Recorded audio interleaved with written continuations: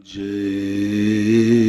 श्री ओम नमः सिद्धेभ्यः सर्वमंगल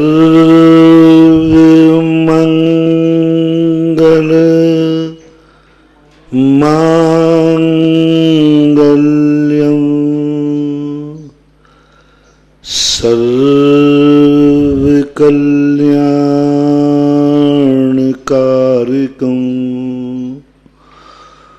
प्रधानं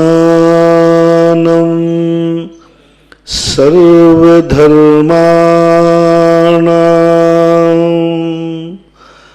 जैनं जयतु शासनं जैनं जयतु शासनम।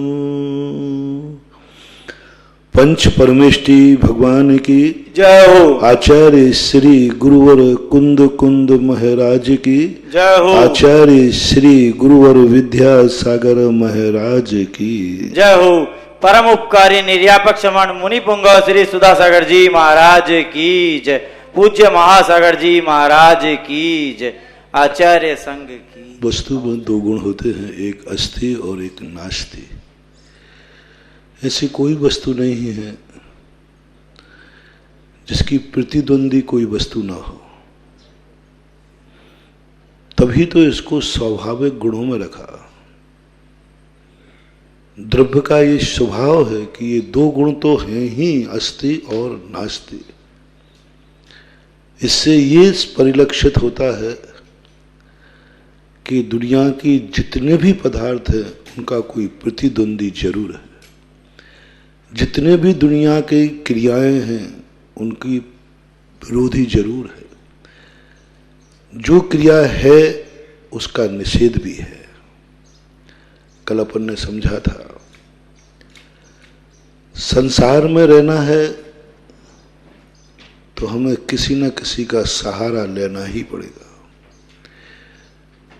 कितनी बड़ी बात कल आई थी कि तुमने जिंदगी में जिस दिन ये कह दिया मेरा कोई नहीं है, बस वही तुम्हारी जिंदगी का सबसे बड़ा अशुभ दिन होगा।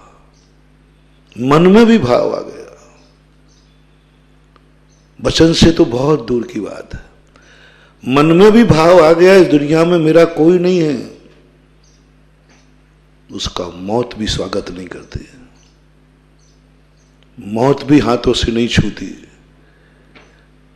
मौत भी नहीं छूती उसे। मात उसको ऐसी दुर्दशा करके लातों से लुढ़का देती है और वह जीव लुढ़क करके नरक में चला जाता है। तो मैंने एक कल मंत्र दिया था सारे जगत के लिए। अभी तक यदि तुम्हें ये फीलिंग हो रही हो तो एक निर्णय कर लो, तुम अपनी जिंदगी में कभी ये नहीं कहोगे, ये नहीं विचार करोगे मेरा कोई नहीं है।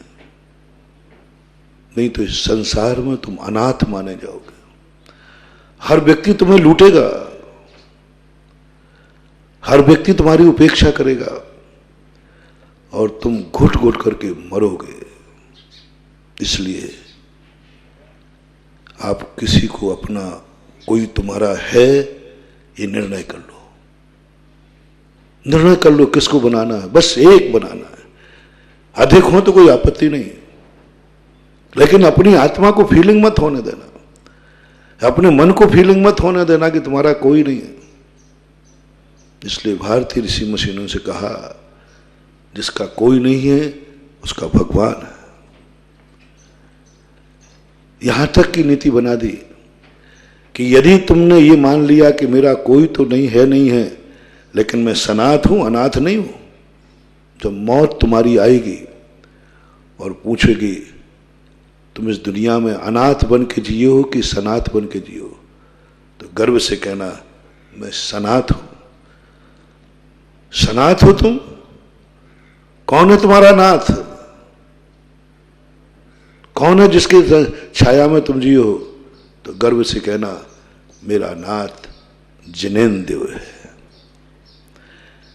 कल मैंने कहा था कि ये सुनते ही यमराज कांप जाएगा, ये सुनते ही तुम्हें मारने के लिए उसके हाथ कांप जाएंगे और वो तुम्हें ले भी जाएगा, क्योंकि नियत है जाना है तो सौभाग्य मान के ले जाएगा, अवभाग्य मान के ले जाएगा, कांपते हुए हाथों से ले जाएगा और नीचे नहीं ऊपर ले जाएगा। क्योंकि जो जिसका नाथ भगवान है, जिसका नाथ जिनेन्द्र देव है, यमराज उसकी दुर्दशा नहीं कर सकता, यमराज उसे दुर्गति नहीं भेज सकता, यमराज उसका अनादर नहीं कर सकता। इसलिए मैंने कल कहा था, बहुत विस्तार से कहा था, जो जो आज तक मंदिर नहीं गए हो, जिन्होंने भगवान को नहीं माना हो, गुरु को स्वीकार नहीं किया हो, भी शुरू कर दो। अभी लॉकडाउन के थोड़े से दिन और हैं सुधरने के, पर तो तुम बिगड़ोगे। हाँ, अभी सब सुधरे हुए हैं, कोई बिगाड़ नहीं हो रहा, कोई गड़बड़ नहीं हो रहा है, क्योंकि तुम कुछ भी नहीं कर पा रहे। आंखें उतनी देख पा रही जो तुम्हारे घर में है, दुनिया को नहीं देख पा रही। आंखों से जो पाप करते थे वो अभी बंद है, कानों से जो पाप करते थे दुनिया के सुनते वो बंद है, मुंह से जो बुरा बोलते थे वो बंद है, बहुत कुछ पापों से। लॉकडाउन के अंदर व्यक्ति इतने पापों से बचा हुआ है, एक सीमित हो गया, एक सिमट के रह गया, उसका सोच, उसका विचार सब एक सिमट के रह गया। अभी बताते 31 तारीख तक तो पक्का है ये, इतने में सुधर जाओ, बना लो किसी को अपना मालिक, बना लो अपना किसी को नाथ, बना लो किसी को अपना गार्जियन, स्वामी, और बस वो जैसे ही तुम्हारा बन जाएगा, अब देखना सारी दुनिया तुम्हारा साथ नहीं देगी तो तुम्हारे अंदर से आवाज आएगी, घबराता क्यों है, मेरे साथ भगवान है। आती आवाज, आज तक को आती है। जब पूछा पांडवों से तुम्हारे साथ कौन है, कुरुवंशों में से कौन है, कुरुवंशों में से, बोले मेरे साथ कोई नहीं है। तो फिर कैसे युद्ध लड़ोगे, बोले मेरे साथ वासुदेव है। बस ऐसी अपन कह सके कि मेरे साथ कौन है, तुम्हारे साथ कौन है तुम्हारा गार्जियन, बोले कोई नहीं है, एक है त्रिलोकीनाथ देवादिदेव भगवान है। और जिसका नाथ भगवान हो, त्रिलोकीनाथ हो, उससे बड़ा सनाथ कौन हो सकता है। इसलिए, और ये भी कहा था मैंने कि थोड़ा अपने भगवान को, यमराज ने पूछा कहीं ये झूठ तो नहीं बोल रहा है, इसका भगवान है भी नहीं, और पूछ लिया कि तेरे भगवान का नाम क्या है, तेरे भगवान की शकल कैसी है, तेरे भगवान की पहचान क्या है, बोलो, सीख लो थोड़ा, बच्चों को सिखा दो थोड़ा, पाठशाला में जाके 24 भगवानों के नाम सिखा दो, सिखा दीजिए कि भगवान के 24 भगवानों का नाम। कल एक संस्मरण सुनाया था ना आचार्य जी का, कि एक व्यक्ति ने आचार्य जी के नाम से किसी आचार्य जी के भक्त को ठगना चाहा, मैं आचार्य जी का ही भक्त हूं। तो उसको शक हुआ, उन्होंने कहा कि भाई मैं तुझे अपना भाई मान लूंगा, आचार्य जी कोई ऐसी पहचान बताओ जिससे मुझे विश्वास हो जाए। तो उसने पूछा आचार्य जी आहार में क्या नहीं लेते, और उसके बाप ने नहीं कभी सुना था, और नकली तो नकली होगा, पकड़ा गया। ऐसे ही कल तुम यमराज ने पूछ लिया कि तुम्हारा क्या परिचय है तुम्हारे भगवान का, पढ़ लो पहला भाग, दूसरा भाग, कम से कम 24 भगवानों के नाम बोल सको, पढ़ लो उनके 46 मूल गुण, कम से कम कह सको कि मेरा जिनेन्द्र भगवान क्षुधा, दशा आदि 18 दोषों से रहित होता है, 18 दोषों से रहित होता है। न वो खाता है, न पीता है, न पसीना आता है, क्षुत पिपासा, जरा आतंक, जन्मांतक, भयस्मया, न राग द्वेष मोहस यस्याप तथा सा प्रकीर्तिते। कह सको गर्व से, यह 18 दोष नहीं है, अनंत चतुष्टय वाला है, सर्वज्ञ है, हेतुपदेशी है, राग द्वेष आदि समस्त परिणामों से रहित है, सबसे रहित है, अस्त्र वस्त्र शस्त्र से भी रहित है। पूछेंगे उस समय यदि तुमने इतना बता दिया, वो यमराज भी नतमस्तक हो जाएगा। ऐसे ही गुरु का, ऐसे ही पांचों परमेष्ठियों का। इसलिए हमने एक दिन लॉकडाउन में यहाँ के बच्चों को सब रटाया था, कम से कम इतना तो रख दो, पंच परमेष्ठि का स्वरूप। और इसलिए कम से कम आप एक छवि तो रख लो, कोई छवि तुम्हारे ज्ञान में है भगवान कैसा है। तुम किसी एक मंदिर में प्रतिदिन जाकर के उसकी छवि आंखों में बसा लो, क्योंकि मरते समय स्मृति शक्ति कमजोर हो जाती है, आंखें कमजोर हो जाती है, शरीर शिथिल पड़ जाता है। उस समय तुम किसी की धारणा बनाओगे नहीं बनोगे। और जिंदगी भर भी यदि तुमने देखा होगा तो उस विस्मृति में भी, उस कामों में भी, उस मौत के मुख में भी तुम्हें वो मूर्ति याद आ जाएगी जिसको तुमने जिंदगी भर दर्शन किया है। हाँ, प्रभाव पड़ता है। एक महाराज थे, ये लग जी, बहुत पहले की घटना है। वो कौमा में चले गए। कौमा में जाने के बाद उनका एक ही नियम था, दिन भर वो ज्यादा पढ़े लिखे नहीं थे, दिन भर माला फेरते रहते थे। देखना, अभ्यास देखना, उनके हाथ में, हमने खुद देखा आंखों से, उनके हाथों में कोई भी चीज दे दो, कोई एक्शन नहीं होता। हाथ खुला पड़ा है तो खुला पड़ा है, और जैसे ही माला पहुंचती हाथ में, वो माला शुरू कर देते। बस एक ही चीज पे हरकत होती थी। हम लोगों ने खूब सब चीजें रख के देख ली, सब कुछ नहीं, कोई हरकत नहीं, कुछ नहीं। जैसे ही माला रखते थे, माला चालू हो जाती, यूं यूं यूं माला फेरना चालू कर देते। आचार्य ने कहा, देखो बिना मन का भी एक संस्कार देखो। जिंदगी भर उन्होंने माला फेरी तो बेहोशी कामा में भी इनकी उंगलियां चल रही है, माला को इनकी उंगली पहचान रही है, चलने लगी।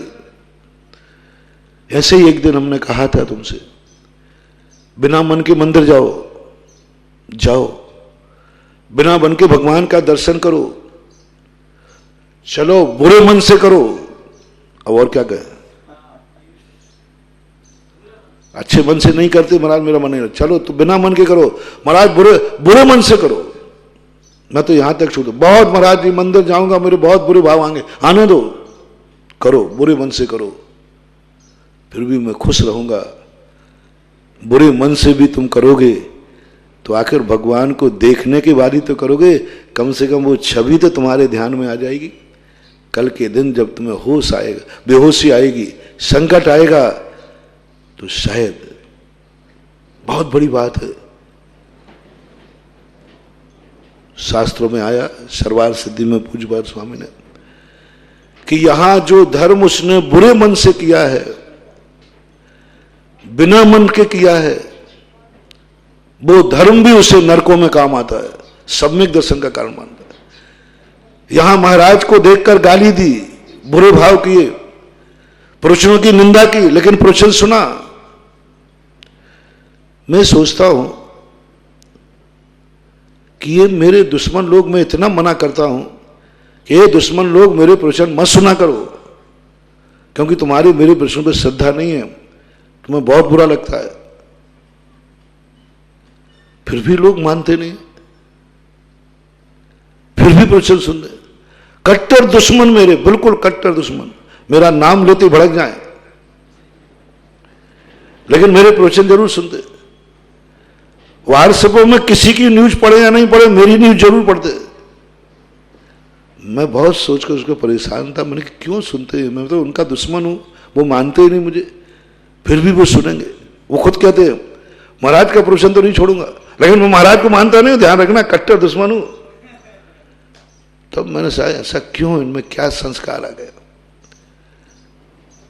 तो एक दिन नरकों में सम्यक दर्शन के निमित्त पर विचार चल रहा था, तो वहां आया कि जब नरकों में जाकर के वो पढ़ता है और वेदना होती है, तो उसके मन में आता मैंने क्या पाप किया, मैंने क्या ऐसा किया जो आज मैं नरकों में हूं। उस समय उसको जाति स्मरण होता है और अवध ज्ञान से जान लेता है, ओहो मैं मंदिर बुरे मन से गया था, मैंने गुरु को बुरे मन से देखा था, मैंने बुरी वाणी कही थी गुरु को, गुरु के प्रति बुरा विचार किया था, उसका परिणाम मुझे दुख मिला। और वो सारा का सारे ज्ञान को सुलटा मान लेता है और सम्यक दर्शन हो जाता है। अब देखो, यदि उसने बुरे भाव नहीं किए होते तो जाति स्मरण क्या आता, क्या सोचता?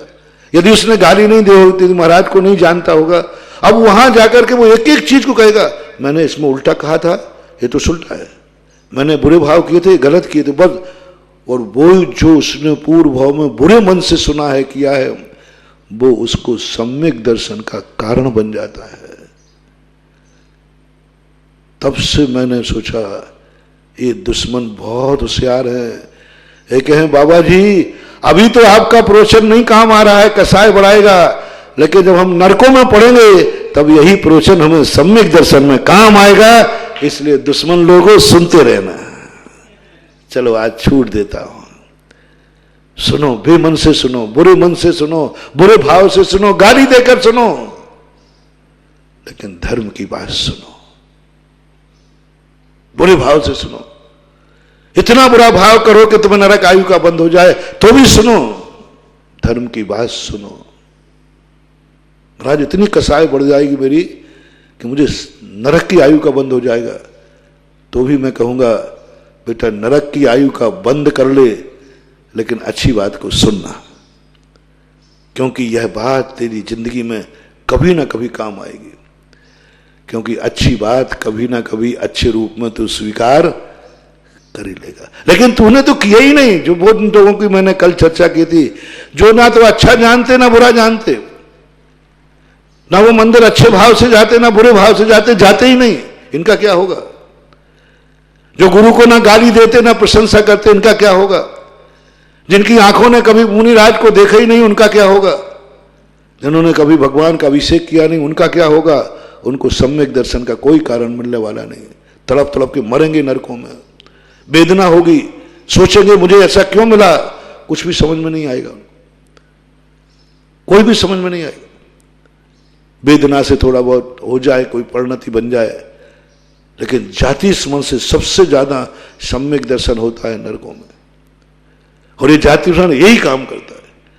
इसलिए मेरा आज कहना आप लोगों से, मौत के लिए और अगले भाव में सुधरने का मौका आपको मिलेगा। इसलिए आप बिना मन के, बुरे मन से भगवान का दर्शन करो, करो, देखो, बुरे भाव से देखो, कसाय भाव से देखो, लेकिन भगवान को देखो।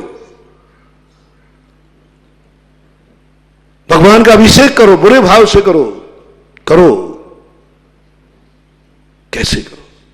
एक बार मैंने कहीं कभी कहा था, तुम मुंह से नमोकार मत बोलना, गुस्से में बोलना, गाली मत बोलना। किसी को मार रहे हो तो मारते समय तो नमो अरिहंताणम जम के मारो, वो भी मैं छूट दे रहा हूं, इतने छूट दे रहा हूं, पर गाली मत देना। मार रहे हो तुम, पीट रहे हो तुम, तो नमोकार मंत्र पढ़ के पीटना, पढ़ते हुए पीटना। बुरा कार्य है, गलत है, मैं भी जान रहा हूं, लेकिन नमोकार मंत्र पढ़ के पीटना। हर पापियों को आज मैं कह रहा हूं, तुम जो भी पाप करते हो, कम से कम मुंह में पाप का वचन नहीं बोलना। मन में पाप है, काया से पाप कर रहे हो, लेकिन मुंह से पाप का वचन मत बोलना, मुंह से नमो अरिहंताणम बोलना। महाराज शराब की बोतल पीऊं तो चल कोई बात नहीं, नमोकार मंत्र पढ़ के पी लेना, इससे तुझे लाभ कुछ नहीं होने वाला अभी वर्तमान, वो तो नरक जाएगा। महाराज कह रहे सब छूट दे दी, दे दो, इनको कराने का मन है।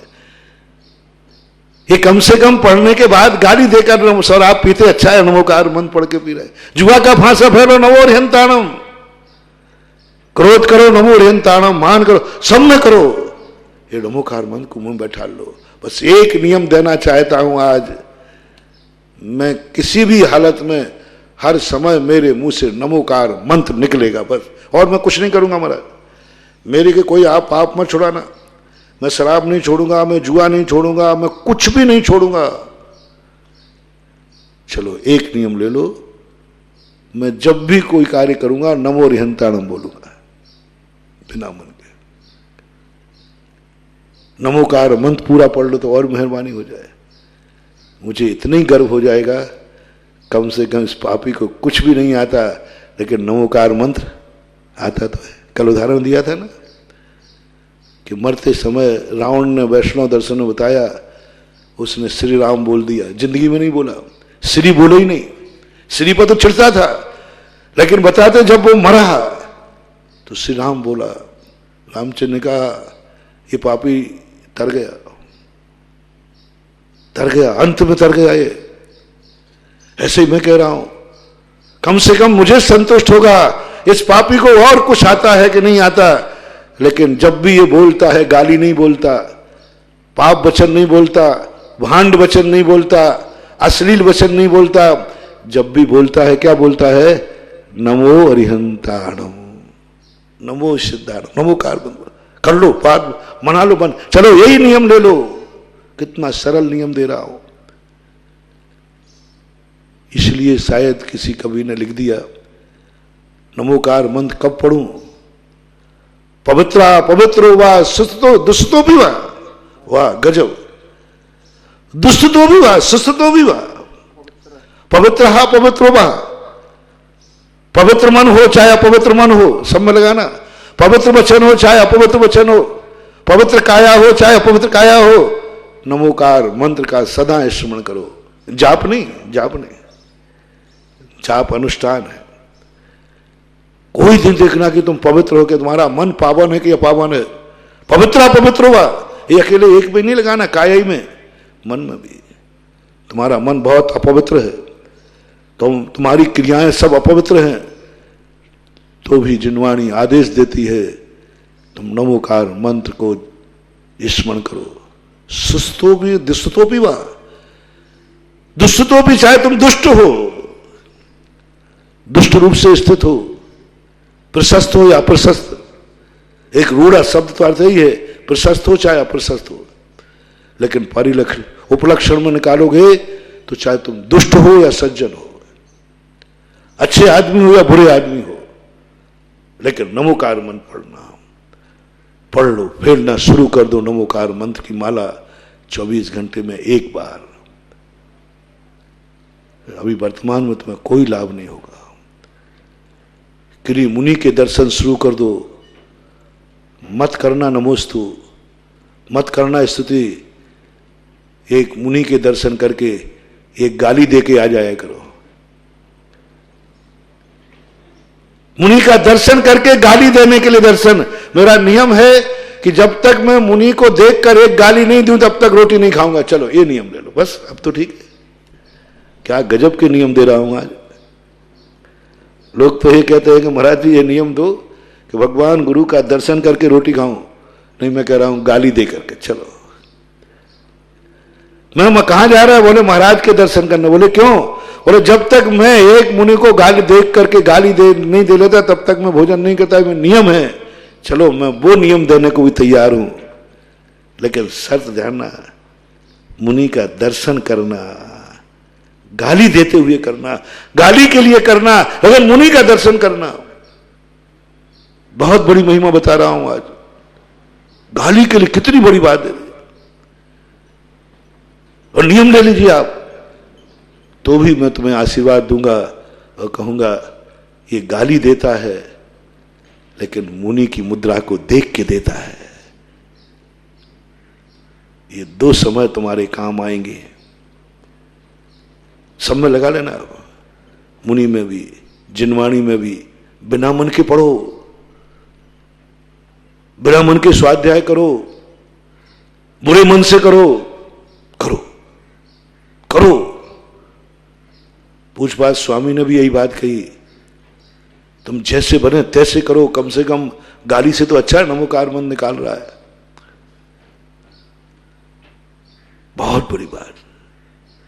अंत में जब तुम्हारे सामने मौत खड़ी होगी तो तुम कह सकोगे, तुम क्या जिनेन्द्र देव को जानते हो? बोले जानता हूं। कैसे जानते हो? मेरा नियम था, मंदिर में जाकर के प्रतिदिन भगवान को एक गाली दे के आता था, फिर भोजन करता था, इसलिए वो जिनेन्द्र। वो कौन है तो जिनेन्द्र देव, लेकिन मैंने गाली दी है। दिगंबर मुनि को जानते? बोले जानता हूं, अच्छी तरह जानता हूं, उनका स्वरूप उनकी चीज बहुत अच्छी तरह जानता हूं। कैसे जानते हो? कभी आहार दिया है? बोले नहीं, गाली दी है। लेकिन स्वरूप क्या बताओगे? कैसे हैं तुम्हारे? कैसे थे वो? पीछे कमंडल वाले थे, दिगंबर थे, नासा दृष्टि किए थे, बीतरागी थे, सब यही वर्णन करोगे, लेकिन मैंने गाली दी है। गाली दी, कम से कम जान पाओगे। मौत भी कहेगी कम से कम इसने तो नरक तो भेजेगी, दुर्गति तो होगी, लेकिन जैसी दुर्गति में जाओगे, ओहो मैंने सच्चे भगवान को पाया तो था, तो भूल क्या कर गए?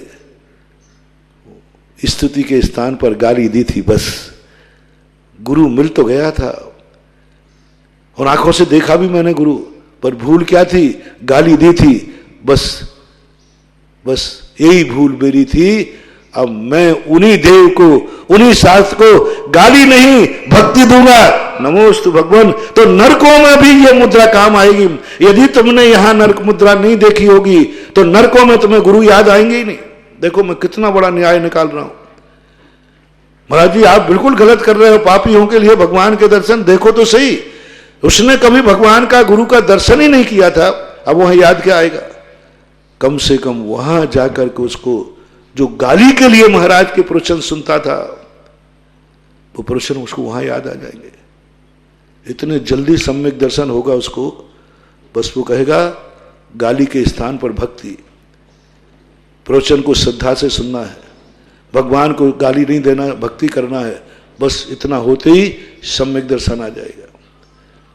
यानी धर्म वो सिक्का है, सब तरफ से चित्त ही चित्त है, सब तरफ से अपना पट्टी पट है, जो कुछ है, हार भी अपनी, जीत भी अपनी। कहीं से भी धर्म करो वो नुकसान देने वाला नहीं है। तीनों कालों की अपेक्षा वो कभी ना कभी मेरा हित ही करेगा, हित ही करेगा। इसलिए अपने जीवन को, जो लोग अभी तक बेसहारे हैं, अनाथ हैं, बना लो सहारा भगवान को।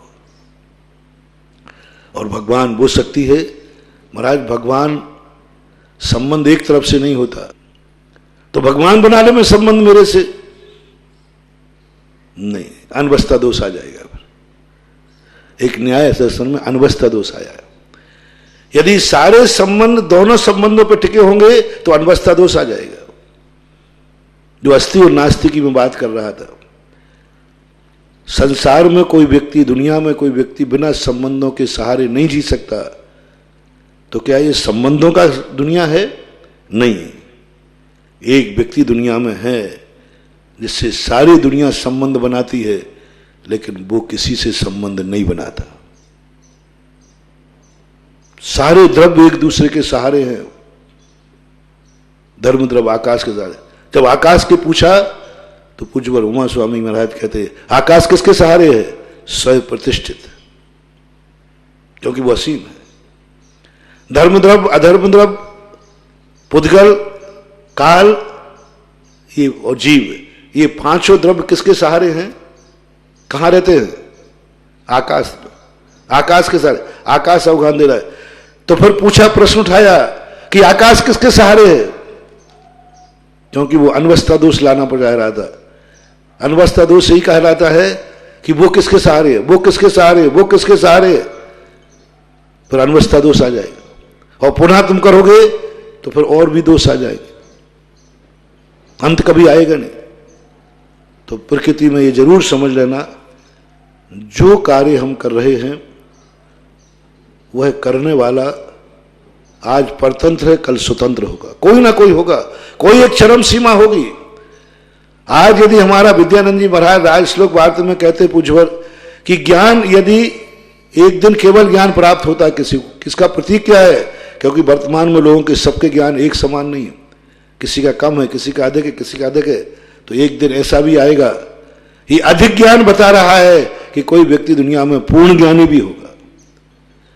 कितना बड़ा सोच! उन्होंने अधिक ज्ञान से एक व्यक्ति को कम ज्ञान है, देखा जाता है, एक को ज्यादा है, तो उनका ये ज्यादा बढ़ाता है, कम बढ़ बता रहा है कि एक दिन पूर्ण ज्ञान भी होगा। हमें हर व्यक्ति का सहारा लेना पड़ता है संसार में, तो एक दशा ऐसी होगी जो बेसहारे की होगी, असहाय होगी। हमें इंद्रियों से जानने, ज्ञान को जानने के लिए मन इंद्रियों का सहारा लेना पड़ता है, तो कोई एक ज्ञान जरूर ऐसा है जो इंद्रियों के बिना जानेगा। आंखों से हमें देखने में आता है, कोई जरूर ऐसी शक्ति है जो बिना आंखों के भी देख सकती है। किससे जाना तुमने? तुमने किससे जाना कि बिना आंखों के भी दिखता है? क्योंकि मैं आंखों से देख रहा हूं। ये न्याय पॉइंट है। आंखों से ही देख रहा हूं मैं, इससे सिद्ध है कि नास्ति कथन जरूर दुनिया में है। नास्ति है क्योंकि अस्थि क्या है? देखना है तो क्या खोलना है? आंख। तुरंत लगाओ, जरूर कोई आत्मा दुनिया में ऐसी है जो बिना आंख के देखती है, क्योंकि हम आंख से देख रहे हैं उसका विरोधी। हम कानों से सुनते हैं, जरूर कोई शक्ति है जो बिना कानों के सुनती है। हेतु क्या है? क्योंकि मैं कानों से सुनता हूं। देखना, ये बहुत बड़ा हेतु है।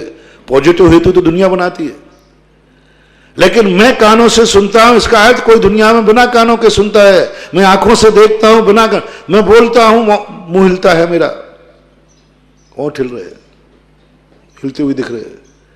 जरूर दुनिया में कोई ऐसा है जो बिना मुंह हिलाए बोलता है।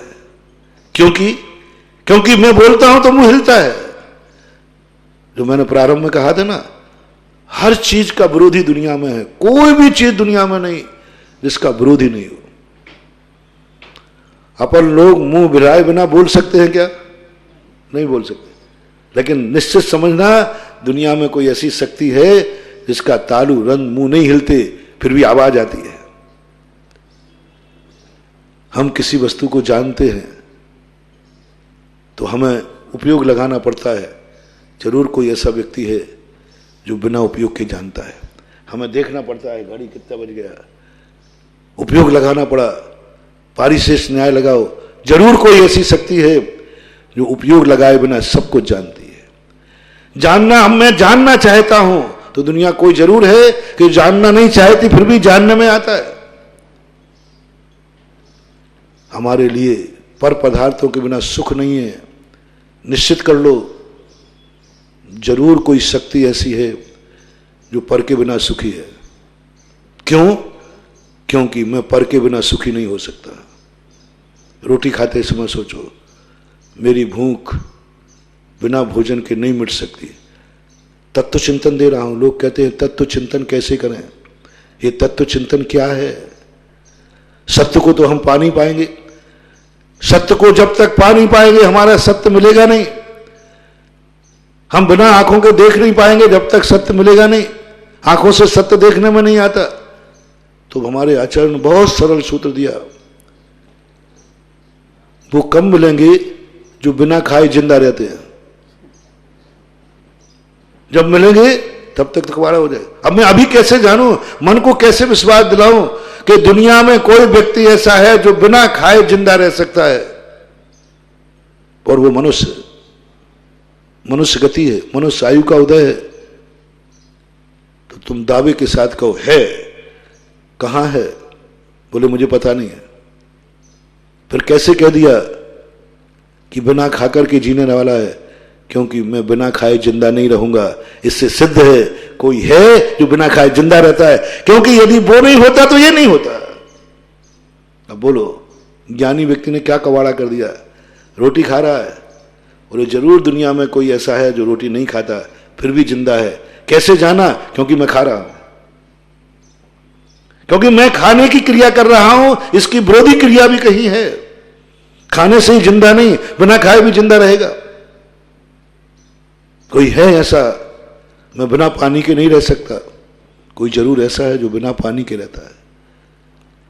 मुझे पसीना आता है, जरूर कोई दुनिया में ऐसा है जिसको पसीना नहीं आता। मेरा बुढ़ापा आता है, जरूर कोई है कि बुढ़ापा नहीं आता। मैं मरता हूं, इसका अर्थ जरूर है दुनिया में कोई अमर है। आप अपनी पूरी क्रियाओं में जो जो आप जानते हैं उसका ठीक उल्टा करते जाओ, तुम्हें तत्व दृष्टि प्राप्त हो जाएगी, वेद विज्ञान हो जाएगा। तुम सत्य को पहुंचे बिना सत्य को जान लोगे, भगवान को पास पहुंचे बिना भगवान को पहचान लोगे, मोक्ष पहले बिना मोक्ष को जान जाओगे। बस तुम जो जो करते हो उससे उल्टा करते जाना। पापी से भी मेरा कहना है, शराब पीता है, वो तुरंत कहे, कोई दुनिया में ऐसे लोग भी हैं जो बिना शराब के भी जिंदगी जीते हैं। बोले कैसे जाना? बोले मैं पी रहा हूं ना, मेरा पीना बता रहा है। कोई नहीं पीने वाले भी हैं।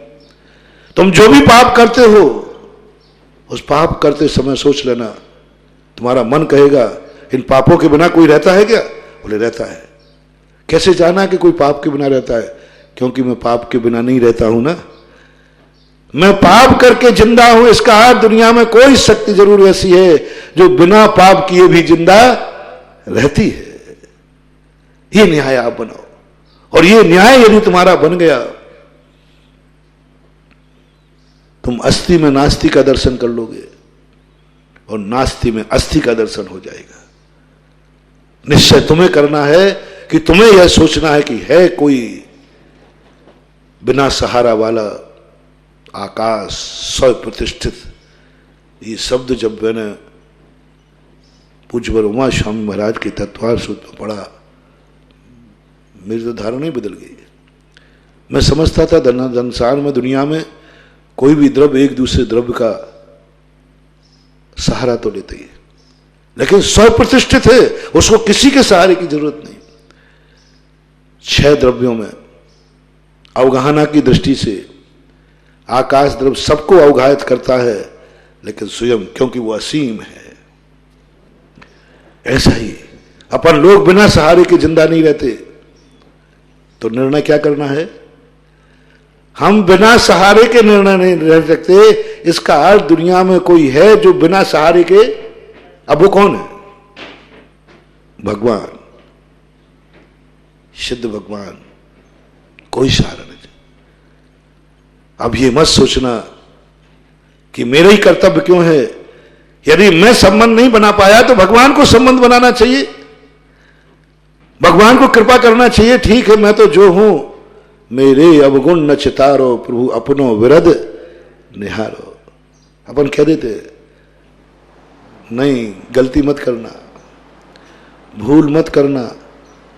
एक ही दुनिया में ऐसी शक्ति है जो किसी से संबंध नहीं बनाती, अपन को ही उससे संबंध बनाना पड़ेगा। वो हमारे दर्शन नहीं करेगा, हम उसके दर्शन करेंगे। वो हमसे नहीं बोलेगा, हम उससे बोलेंगे। वो हमारी नहीं सुनेगा, हमें उसकी सुनना पड़ेगी। संसार में क्या करते हैं अपन लोग? वो मेरी बात सुनते ही नहीं, कल मैं भी नहीं सुनूंगा। वो मेरी तरफ देखता नहीं, मैं भी नहीं देखूंगा। वो मेरे से बोलते ही नहीं, तो अपन लोग क्या कहेंगे? वो मेरे से बोलते नहीं तो मैं भी नहीं बोलूं, मेरी भी कट्टी। कोई व्यवहार नहीं, सीधी बात। वो हमसे नहीं कट्टी, वो बच्चे कहते ना कट्टी कट्टी कर ले दे, तेरी मेरी कट्टी। ऐसे अपन यही आदत लेके भगवान देख, तू मेरे से नहीं बोलेगा तो तेरी मेरी कट्टी, मैं तेरे से नहीं बोलूंगा। तू मेरी नहीं सुनेगा, मैं तुम्हारी नहीं सुनूंगा। तू मेरे तरफ नहीं देखेगा, मैं तुम्हें नहीं देखूंगा। तू मेरे से चिंता नहीं करेगा, मैं तेरी नहीं करूंगा। भगवान कहता है तू देख या ना देख, मैं नहीं देखूंगा। तू सुन या ना सुन, मैं नहीं सुनूंगा। तू बोल या नहीं बोल, मैं तेरे से नहीं बोलूंगा। ये फार्मूला सब स्थानों पर मत लगाना, क्योंकि दुनिया में कोई एक शक्ति है जिसे तुम्हारी जरूरत नहीं है। तुम्हारी जरूरत नहीं है, उसकी नहीं पड़ी है, उसकी नहीं पड़ी है। वो नहीं आएगा तुम्हारे दरवाजे, वो नहीं जगाएगा तुम्हें। वो इतना बड़ा वीतरागी बन गया निर्मोही बन गया कि उसको खबर ही नहीं है कौन सो रहा है, कौन जाग रहा है, कौन पापी है, कौन पुण्यात्मा है, कौन दुखी है, कौन सुखी है, उसको पड़ी ही नहीं, पड़ी नहीं। उसको हम धमकी नहीं दे सकते कि यदि तू मेरे से संबंध नहीं रहेगा तो तू भी अकेला रह जाएगा। उसने अकेले रहने की साधना कर ली है। तुम मेरा साथ नहीं दोगे तो मैं तुम्हारा साथ नहीं दूंगा, ध्यान रखना, कभी धमकी मत दे देना। हाँ, नहीं, कुछ शक्तियां ऐसी हैं जिन्हें हमारे साथ की जरूरत ही नहीं है, वे व्यापक हैं, असीम हैं, सब तरफ से असीम, ज्ञान असीम, दर्शन असीम, सुख असीम, सब कुछ असीम है। जैसे आकाश असीम है, ऐसा ही मानना चाहिए। तो ऐसे को अपन को अपना नाथ बनाना है, नाथ बनाना, बस यही है भगवान। एक भिखारी यात्रा करते करते, भीख मांगते मांगते हर दरवाजे जाता था, कोई ना कोई कुछ दे देता है। भिखारियों को देने में बड़ा मजा आता है, आशीर्वाद देने में बड़ा मजा आता है। जितना आनंद नमोस्तु करने में नहीं आता उतना आशीर्वाद में आता है, क्योंकि आशीर्वाद में बड़प्पन की सिद्धि होती है। आप देखना, गृहस्थ लोग, कई लोग पैर पड़ना बड़े जम के आशीर्वाद देते, महाराज भी नहीं देंगे ऐसे, हाँ ऐसे दोनों हाथ से जम के देते, आनंद आता है, अहंकार की पुष्टि होती है। और आशीर्वाद देने में कहीं से भी पुण्यबंध नहीं होता। मैंने पूरे साथ पढ़े, कहीं नहीं लिखा कि आशीर्वाद में क्या बंध होता है। हर स्थान पर लिखा प्रणते उच्चैर गोत्र, नमोस्तु करने में हमें उच्च गोत्र का बंध होता है। आशीर्वाद देने में मैंने तो नहीं पढ़ा आशीर्वाद उच्च गोत्र, बल्कि प्रमाद का प्रत्यय और है। लेकिन फिर भी आनंद किसमें आता है? आशीर्वाद। बहुत आनंद, बहुत अच्छा लगता है। व्यक्ति को ऐसा लगता है कि हम सारी दुनिया की जगत के आश्रय दाता है, मैं आश्रय देने वाला हूं, मेरी शरण में लोग आए हैं। नहीं, उसको कोई फर्क नहीं पड़ने वाला, कुछ भी विचार नहीं आता उसको, अपन कितना भी करे। अब अपन को विचार करना है, अपन को सोचना है। वो भिखारी जिस दरवाजे जाए कोई ना कोई देता है। अभी देखो कोरोना आया, कई लोगों को बांटने में बड़ा मजा आ रहा था। नहीं चाहिए तो कहते नहीं साहब लो लो लो, तुम भी क्या कहोगे। यानी दूसरे दिन से बांटना चालू कर दिया है ना। बांटने में बड़ा आनंद आता है, उसमें यह लगता है मैं तेरे पर दया कर रहा हूं। दुखी लोगों के ऊपर कई लोग बड़ी खुशी से दया करते हैं, क्योंकि उनकी अहंकार की पुष्टि होती है, मान की पुष्टि होती है। उनको यह मतलब नहीं है कि मैंने इसका सहयोग किया, उनको यह मतलब है कि मैं पुण्यवान हूं, ये पुण्यहीन है, आज ये मेरे सहारे पर है, जिसको बोलते मालिकपना। जब जब तुम्हें ये अनुभूति हो मैं कितना पुण्यवान हूं, मेरे यहां इतने नौकर हैं, समझ लेना डाउनफॉल चालू है, समझ लेना तुम्हारे बुरे दिन आने वाले हैं। मैं कितना पुण्यात्मा हूं, धनी हूं, मेरे नगर में मेरे से बड़ा धनवान कोई नहीं है, मैं सबसे ज्यादा धनवान हूं। समझ लेना गरीबी के दिन आने वाले हैं। मेरे से ज्यादा स्वस्थ कोई नहीं है, समझ लेना ये बल मत के अंदर लिया निर्मल होने वाले हो। मेरे से ज्यादा ज्ञानी कोई नहीं है दुनिया में, सबसे ज्यादा ज्ञानी मैं हूं। समझ लेना अभी विक्षिप्त या पागल होने वाला है, ज्ञानावरणी कर्म का बंध होने वाला है, तीव्र बंध, मेरे अलावा कोई है ही नहीं। और मैंने कितना पुण्य किया, मेरे अंडर में, मेरी हुकूमत में सारी दुनिया चलती है, मेरे अधीन, 100 मेरे अधीन। अपने से अधीन को पाकर कभी खुश मत होना, कितनी बड़े हो। अपने से कमजोर को पाकर खुद मत होना, अपने छोटे को पाकर खुश मत होना, खुश मत होना। जैन दर्शन ने कहा कभी तुम बड़े बन गए हो तो खुश मत होना, देखो मैंने कितना पुण्य किया, बड़ा बना हूं, सब मेरे से छोटे हैं, खुश मत होना, नहीं तो बड़े नहीं रह जाओगे, दही बड़ा बन जाओगे। खुश मत होना। अपने से कमजोर देखकर, देखा मैं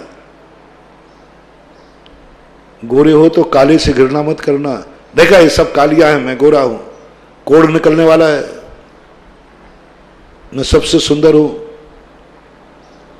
मैं सबसे बड़ा धनवान हूं, मैं सबसे बड़ा ज्ञानी हूं, मैं सबसे बड़ा तपस्वी हूं, मेरे जैसा तप करने वाला कोई नहीं।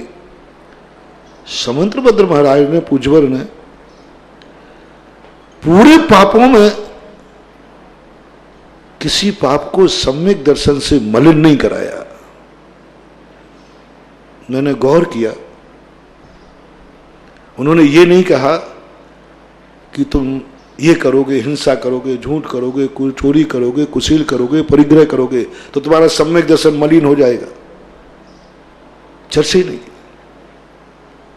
किसी ने किसी का मर्डर कर दिया तो भी नहीं लिखा कि तुम सम्यक दर्शन मलिन कर लेगा।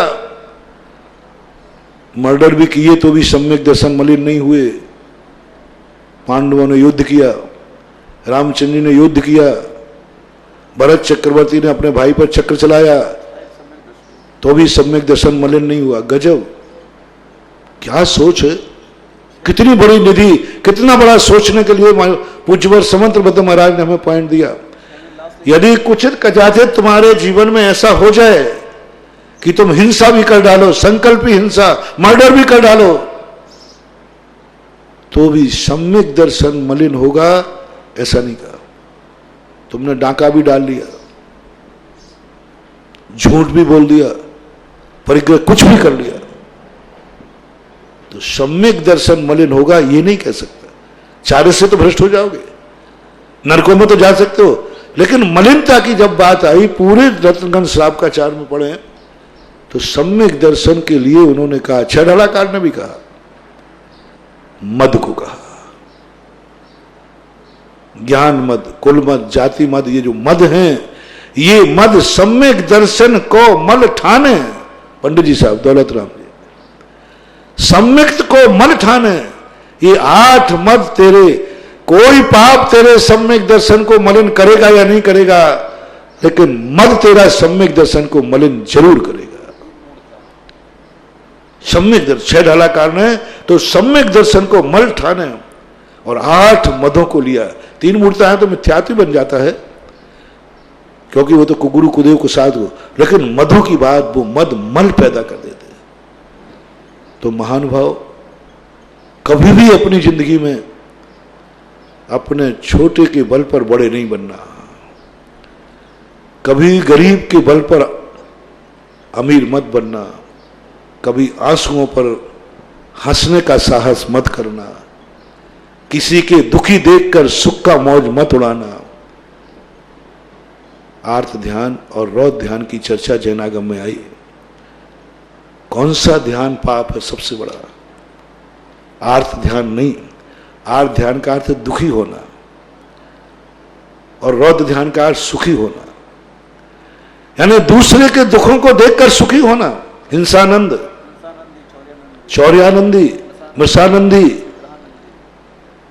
परिग्रहानंदी, ये सब आनंद। तुम कभी किसी दुखी को देखकर सुखी मत होना, किसी गरीब को देखकर अमीरीपन का भाव मत करना, किसी कुरूप को देखकर अपने स्वरूप का अहंकार मत करना, किसी अज्ञानी को देखकर ज्ञान का अहंकार मत करना, किसी कमजोर को देखकर बल का अहंकार मत करना, साधनाहीन को देखकर अपनी साधना का अहंकार मत करना। उसको देखकर, अपना आनंद है तो हम तपस्या कर रहे हैं, वो तो है ही, लेकिन उसको देख करके ये कुछ भी नहीं है, इडियट मैं ज्ञानी, ये कुछ भी तपस्वी नहीं मैं तपस्वी, इसके पास 2 रुपया नहीं मेरे पास धन है, ये सब मत करना, क्योंकि इससे बहुत बड़ी चीज है। तो भगवान वो मालिक है जो किसी को देखकर सुख नहीं मनाता, अपना स्वयं का सुख है। भिखारी को हर व्यक्ति देता था, भिखारी अपना दुर्भाग्य मान करके कोसता था, हे भगवान, मैंने क्या पाप किया, आज मुझे किसी से रोटी मांगना पड़ी, आज मुझे किसी का सहारा लेना पड़ा। रोटी लेते था लेकिन अपने दुर्भाग्य को कोसता था। अच्छा भिखारी था, सौभाग्य नहीं मानता था। सौभाग्य नहीं मानता था कि मैंने कितना पुण्य किया कि रोटी मिल गई। दुर्भाग्य मानता था कि मैंने कितना पाप किया कि आज मैं अपने पेट के लिए भी रोटी नहीं कमा सकता, दूसरे के हाथ से हमें भीख मांगना पड़ती है। वो देना नहीं चाह रहा, मैं मांग रहा हूं। साधु और भिखारी में यही तो अंतर है। साधु को लोग देना चाहते हैं और भिखारी लेना चाहता है और दुर्भाग्य मानता है। दुर्भाग्य तो दोनों ही मानते हैं। सच्चा साधु और भिखारी, जो सच्चा भिखारी होगा, सच्चा भिखारी और सच्चा साधु दोनों आहार लेते समय अपने आप को दुर्भागा मानते हैं, पापी मानते हैं, पुण्यहीन मानते हैं। भिखारी भी अच्छा भिखारी है कि हे प्रभु, क्या मेरी दशा, ऐसा पुण्यहीन कि मुझे दूसरे की रोटी लेना पड़ रही है। साधु क्या करता है, हे भगवान, मैंने इतनी बड़ी सब कुछ कर लिया, सब कुछ प्राप्त करने की सोच ली, लेकिन ये 2 रोटियां नहीं छोड़ पा रहा हूं, इनके सहारे जीना पड़ रहा है। ये पर पदार्थ है। देखो, मैं इतना बड़ा मुनि होकर गृहस्थ के सामने अंजलि कर रहा हूं। कई बार तो गृहस्थों को अहंकार भी आ जाए, तो महाराज मेरे भरोसे पल रहे हैं। हाँ, धमकी भी दे डाले, महाराज ज्यादा मत करना, नहीं तो मैं कल से चौका बंद कर दूंगा। अब सुनना पड़ेगा भैया तुम्हारी, घनी कम्मा अन्नदाता नहीं सुनेगा सच्चा दादा। लेकिन तो ये कर तो सकते कर तो सकते। कई बार धमकी दे देते लोग। यदि ऐसा है तो ध्यान रखना। अरे खैर, हम लोगों की तो बड़ी किस्मत तेज है। हम लोग तो आचार्य विद्यासागर के चेले हैं, तो आज तक कोई ऐसा श्रावक मिला नहीं जिसने मुझे धमकी दी हो। नहीं मिला आज तक मुझे नहीं मिला जिन्होंने मुझे धमकी दी हो, महाराज ज्यादा गड़बड़ मत करो, नहीं तो कल से चौका बंद हो जाएगा, भूखे बैठोगे। आप ज्यादा मत गड़बड़ करो, नहीं तो कोई बिहार में कमंडल लेने वाला नहीं मिलेगा। ज्यादा गड़बड़ मत करो, ज्यादा दादागिरी मत दिखाओ, नहीं तो कोई चतुर्मास का भी श्रीफल नहीं चढ़ाएगा। आज तक मुझे तो विश्वास है कि मेरे गुरु ने हमें वो साधना दी है, वो पथ दिया है, वो पाथे भी दिया है कि बेटा जा, तेरे सामने कभी कोई ग्रस्त आंख उठा करके तुझे धमकी नहीं दे पाएगा।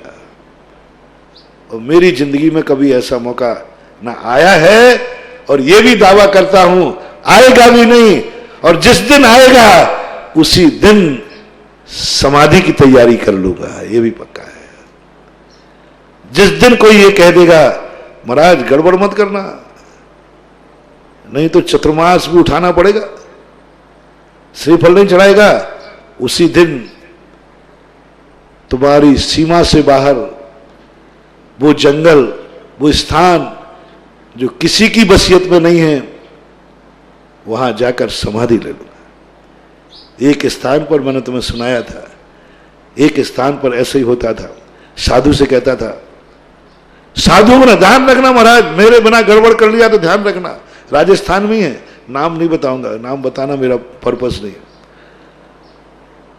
80-100 किलोमीटर तक कोई समाज नहीं।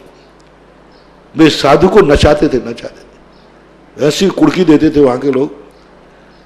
महाराज ने कहा, बिहार महाराज जी बिना अनुमति के बिहार मत कर देना, नहीं तो कोई तुम्हारा कमंडल लेने वाला नहीं मिलेगा। बेचारे महाराज सीधे साधे बैठ जाते।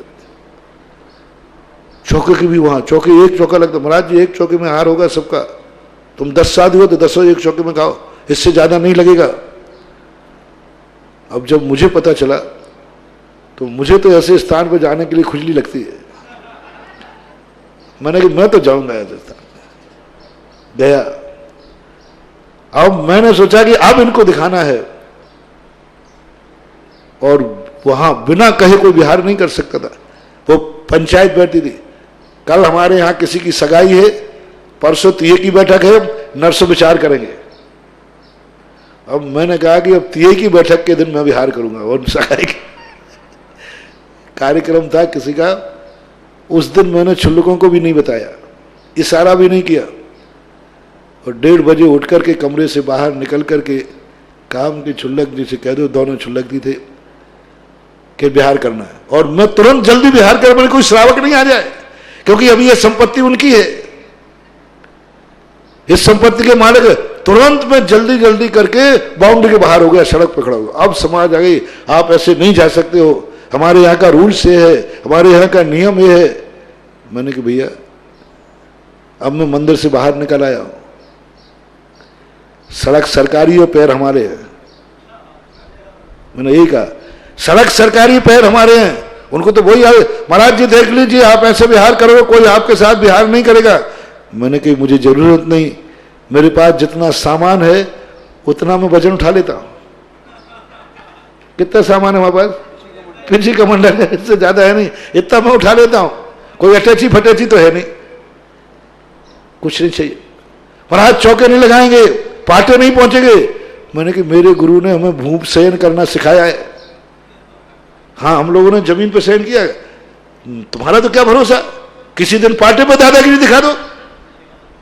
तो गुरुजी ने कहा बेटा जमीन पर सोना देख लो। 2 महीने हम लोग पपोरा क्षेत्र पर पूरा संघ जमीन पर सोया है, बिल्कुल खुली जमीन पर, 24 घंटे जमीन पे ही बैठते थे, जमीन पे ही लेटते थे, जमीन पे ही पढ़ते थे, सब कुछ जमीन पे होता था। 2 बल्कि 2.5 महीने तक, 2-2.5 महीने कुछ नहीं। लोग देख करके रोते थे। जब शाम को हम लोग लेट जाते थे और जमीन में पड़े हैं आचार से, बिल्कुल खुली जमीन पर, कुछ चटाई मंडाई घास मार कुछ नहीं, बिल्कुल खुली जमीन, और दिन भर जमीन पे बैठते थे।